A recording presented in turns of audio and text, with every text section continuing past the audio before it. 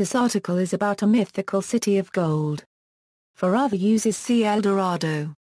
El Dorado, originally El Hombre Dorado, El Indio Dorado, or El Rey Dorado, is the term used by Europeans to describe a tribal chief of the Muisca native people of Colombia, South America, who as an initiation rite, covered himself with gold dust and dove into Lake Puerto.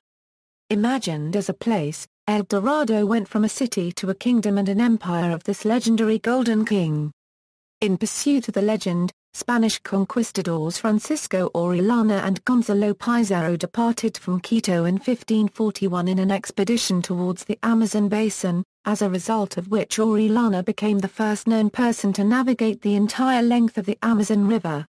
El Dorado or El Dorado is now the name of numerous places, especially mining towns, in South America, the United States and elsewhere, as well as the name of many films and TV shows, pieces of music, sports teams, and other items. Muisca Indigenous people. The Muisca occupied the highlands of Cundinamarca and Boyaca departments of Colombia in two migrations from outlying lowland areas, one starting 1270 BCE, and a second between 800 BCE and 500 BCE. At those times, other more ancient civilizations also flourished in the highlands. In the mythology of the Muisca, neither gold or golden color, represents the energy contained in the trinity of Chimanigagua, which constitutes the creative power of everything that exists. Chimanigagua is, along with Bakua copyright, Cusa, Chupcacum, Bochica, and Namkatakoa, one of the creators of the universe. The tribal ceremony. The original narrative can be found in the rambling chronicle, El Carnero, of Juan Rodriguez Fraile. According to Fraile, the king or chief priest of the Muisca, in a ritual at Lake Puerto near present-day Bogotá, was said to be covered with gold dust which he then washed off in the lake while his attendants threw trinkets made of gold, emeralds and precious stones into the lake. In 1638, Fraile wrote this account of the ceremony, addressed to the cacique or governor of Puerto. The ceremony took place on the appointment of a new ruler. Before taking office, he spent some time secluded in a cave, without women, forbidden to eat salt, or to go out during daylight. The first journey he had to make was to go to the great lagoon of Puerto, to make offerings and sacrifices to the demon which they worshipped as their god and lord. During the ceremony which took place at the lagoon, they made a raft of rushes, embellishing and decorating it with the most attractive things they had. They put on it 4 lighted braziers in which they burned much smoke, which is the incense of these natives, and also resin and many other perfumes. The lagoon was large and deep, so that a ship with high sides could sail on it, all loaded with an infinity of men and women dressed in fine plumes, golden plaques and crowns. As soon as those on the raft began to burn incense, they also lit braziers on the shore, so that the smoke hid the light of day. At this time, they stripped the heir to his skin, and anointed him with a sticky earth on which they placed gold dust so that he was completely covered with this metal. They placed him on the raft. And at his feet they placed a great heap of gold and emeralds for him to offer to his god. In the raft with him went 4 principal subject chiefs, decked in plumes, crowns, bracelets, pendants and earrings all of gold. They, too, were naked, and each one carried his offering. When the raft reached the center of the lagoon, they raised a banner as a signal for silence. The gilded Indian then threw out all the pile of gold into the middle of the lake, and the chiefs who had accompanied him did the same on their own accounts. After this they lowered the flag, which had remained up during the whole time of offering, and, as the raft moved towards the shore, the shouting began again, with pipes, flutes and large teams of singers and dancers. With this ceremony the new ruler was received, and was recognized as Lord and King. This is the ceremony that became the famous El Dorado, which has taken so many lives and fortunes. We also have this account by poet, priest and historian of the conquest Juan de Castellanos, who had served under Jimenez de Quesada in his campaign against the Muiscas, written in the mid-16th century but not published until 1850. The quest of El Dorado, an alien Indian, hailing from afar, who in the town of Quito did abide. And neighbor claimed to be of Bogota, there having come, I know not by what way, did with him speak and solemnly announce, a country rich in emeralds and gold. Also, among the things which them engaged, a certain king he told of who, disrobed, upon a lake was wont, aboard a raft, to make oblations, as himself had seen, his regal form overspread with fragrant oil, on which was laid a coat of powdered gold, from sole of foot unto his highest brow, resplendent as the beaming of the sun. Arrivals without end, he further said, were there to make rich votive offerings, of golden trinkets and of emeralds rare, and divers other of their ornaments. And worthy credence these things he affirmed. The soldiers, light of heart and well content, then dubbed him El Dorado, and the name, by countless ways was spread throughout the world. He went about all covered with powdered gold, as casually as if it were powdered salt. For it seemed to him that to wear any other finery was less beautiful, and that to put on ornaments or arms made of gold worked by hammering, stamping, or by other means, was a vulgar and common thing.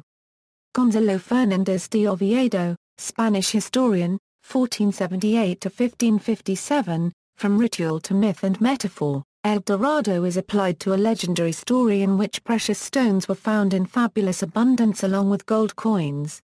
The concept of El Dorado underwent several transformations, and eventually accounts of the previous myth were also combined with those of a legendary lost city. The resulting El Dorado myth enticed European explorers for 2 centuries. Among the earliest alleged stories was the one told on his deathbed by Martinez, ammunitioner for Spanish adventurer Diego de Ordaz, who claimed to have been rescued from shipwreck, conveyed inland, and entertained by El Dorado himself. Antonio de Barrios, then acting governor of Trinidad, official copy of the records of San Juan de Puerto Rico, as recounted by Sir Walter Raleigh. The fable of Juan Martinez was founded on the adventures of Juan Martín de Albujar, well known to the Spanish historians of the conquest, and who, in the expedition of Pedro de Silva, fell into the hands of the Caribs of the Lower Orinoco. During the 16th and 17th centuries, Europeans, still fascinated by and ignorant of the New World, believed that a hidden city of immense wealth existed. Many searched for this treasure, in quests that ended in the loss of countless lives. The illustration of El Dorado's location on maps only made matters worse, as it made some people think that the city of El Dorado's existence had been confirmed.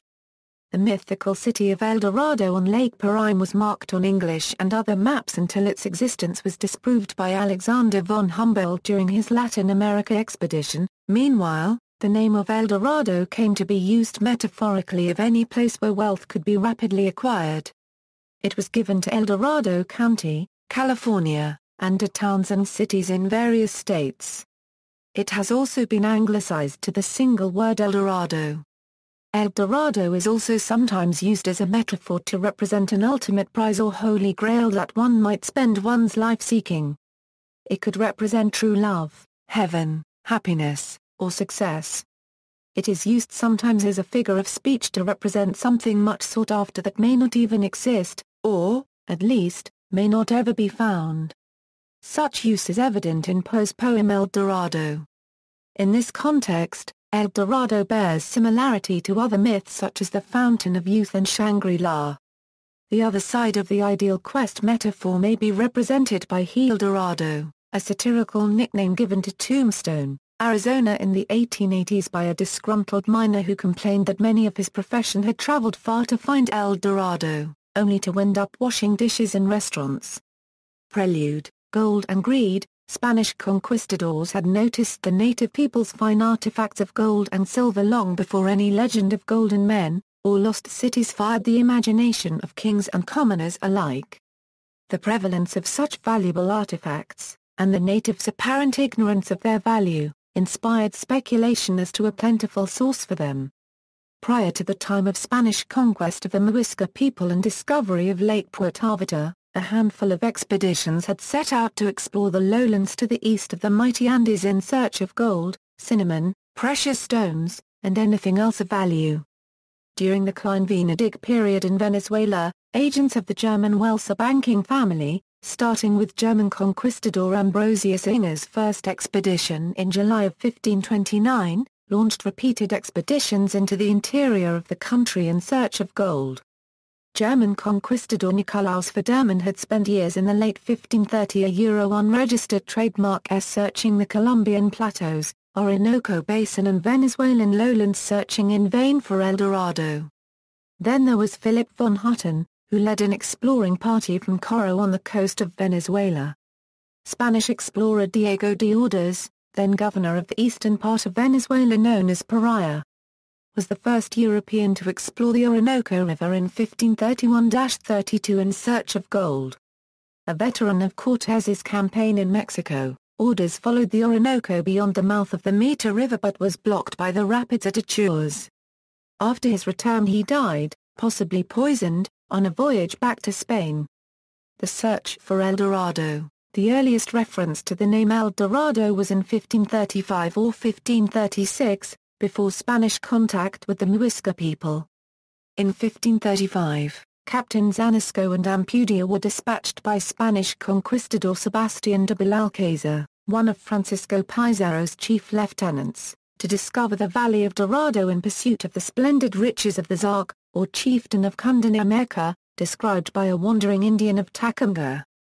After the death of Ordaz while returning from his expedition, the Crown appointed a new governor of Paria, Geronimo Ortal, who diligently explored the interior along the Meta River between 1532 and 1537. In 1535 he ordered Captain Alonso de Herrera to move inland by the waters of the Uapari. Herrera, who had accompanied Ordaz 3 years before, explored the Meta River but was killed by Ashagua Indians near its banks while waiting out the winter rains in Carcener. In 1536 Gonzalo D'Arz de Pineda had led an expedition to the lowlands to the east of Quito and had found cinnamon trees but no rich empire. Quesada brothers' expeditions. It was stories of El Dorado that in 1537 drew the Spanish conquistador Gonzalo Jiménez de Quesada and his army of 800 men away from their mission to find an overland route to Peru and up into the Andean homeland of the Muisca for the first time. A little further to the north, Spanish conquistador Herna en Par copyright Res de Quesada set out in September of 1540 with a large party of 270 Spaniards and countless Indian porters to explore the Orinoco Basin, but they likewise found nothing before turning around and returning to Bogotá.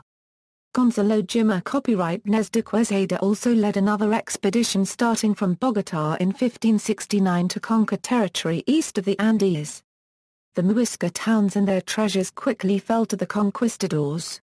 At the same time, the Spanish began to hear stories of El Dorado from captured natives, and of the rites which used to take place at Lake Puerto Vallarta. The Spaniards also found much gold on these natives, which led them to spread the word that El Dorado was near. The news of the gold was changed by word of mouth to the extent that it was said that the gold on these natives was proof that there was a kingdom of immense wealth in the south of the New World, or modern-day South America. Sebastián de Belalcázar's expedition, Pizarro and Orellana's discovery of the Amazon.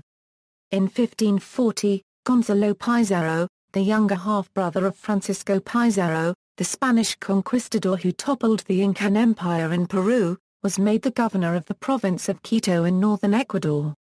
Shortly after taking lead in Quito, Gonzalo learned from many of the natives of a valley far to the east rich in both cinnamon and gold. He banded together 340 soldiers and about 4,000 natives in 1541 and led them eastward down the Rio Coca and Rio Napo. Francisco de Orellana accompanied Pizarro on the expedition as his lieutenant. Gonzalo quit after many of the soldiers and natives had died from hunger, disease, and periodic attacks by hostile natives. He ordered Orellana to continue downstream, where he eventually made it to the Atlantic Ocean. The expedition found neither cinnamon nor gold, but Orellana is credited with discovering the Amazon River. Lake Puerto Vallarta gold. Conquistadors Lázaro Fonte and Herna en Pérez de Quesada attempted to drain the lake in 1545 using a bucket chain of laborers. After 3 months, the water level had been reduced by 3 meters, and only a small amount of gold was recovered, with a value of €3,000 4,000 pesos. A later more industrious attempt was made in 1580, by Bogotá business entrepreneur Antonio de Sapa Lveda. A notch was cut deep into the rim of the lake, which managed to reduce the water level by 20 meters, before collapsing and killing many of the laborers. A share of the findings consisting of various golden ornaments, jewelry and armor was sent to King Philip II of Spain. Sapa Lveda's discovery came to approximately 12,000 pesos. He died a poor man, and is buried at the church in the small town of Guatavita. In 1801, Alexander von Humboldt made a visit to Guatavita, and on his return to Paris, calculated from the findings of Sapa Lveda's efforts that Guatavita could offer up as much as $300 million worth of gold. In 1898, the Company for the Exploitation of the Lagoon of Guatavita was formed and taken over by Contractors Limited of London, in a deal brokered by British expatriate Mr. Hartley Knowles. The lake was drained by a tunnel that emerged in the center of the lake. The water was drained to a depth of about 4 feet of mud and slime. This made it impossible to explore, and when the mud had dried sitting and being baked by the sun, it had set like concrete. A haul of only 500 pounds was found, and auctioned at Sotheby's of London. Some of these artifacts were donated to the British Museum. The company filed for bankruptcy and ceased activities in 1929. In 1965, the Colombian government designated the lake as a protected area. Private salvage operations including attempts to drain the lake, are now illegal. Governor Antonio de Barrios' expeditions, Spanish governor of Trinidad, Antonio de Barrio, made 3 expeditions to the Guyana region in 1584, 1585 and 1591. Sir Walter Raleigh, in 1595 Sir Walter Raleigh set sail following one of the many old maps to El Dorado, aiming to reach Lake Paraíba in the highlands of Guyana. He had set many goals for his expedition, and believed he had a genuine chance at finding the so-called City of Gold. First, he wanted to find the mythical city of El Dorado, which he suspected to be an actual Indian city named Manua. Second, he hoped to establish an English presence in the southern hemisphere that could compete with that of the Spanish. His third goal was to create an English settlement in the land called Guyana, and to try to reduce commerce between the natives and Spaniards. Though Sir Walter Raleigh never found El Dorado, he was convinced that there was some fantastic city whose riches could be discovered. Finding gold on the riverbanks and in villages only strengthened his resolve. In 1617, he returned to the New World on a second expedition, this time with his son, Walter Raleigh, to continue his quest for El Dorado. However, Sir Walter Raleigh, by now an old man, stayed behind in a camp on the island of Trinidad. Walter Raleigh was killed in a battle with Spaniards. Overall, the second expedition was a disaster. Upon Raleigh's return to England, King James ordered for him to be beheaded for disobeying orders to avoid conflict with the Spanish. He was executed in 1618. Post-Elizabethan expeditions, Indiana, 1637-38, Acana and Fritz, 2 monks, severally undertook journeys to the lands of the Vanoas. In 1740, Don Manuel Centurion, governor of San Thome del Angostura, embarked upon the Cora and Rio Paragua, encountered the most dreadful sufferings and occasioned the deaths of several hundred persons. Their survey of the local geography, however, provided the basis of another set of expeditions starting in 1775. In 1775 to 1780, Nicolas Rodriguez and Antonio Santos, 2 entrepreneurs employed by the Spanish governors, set out on foot and reached Araraquara and Rio Branco, but of course found nothing. Epilogue, Gold strikes in the extractive wealth of the rainforest. By the mid-1570s, the Spanish silver strike at Potosa in Upper Peru was producing unprecedented real wealth. In 1603, Queen Elizabeth I of England died, bringing to an end the era of Elizabethan adventurism.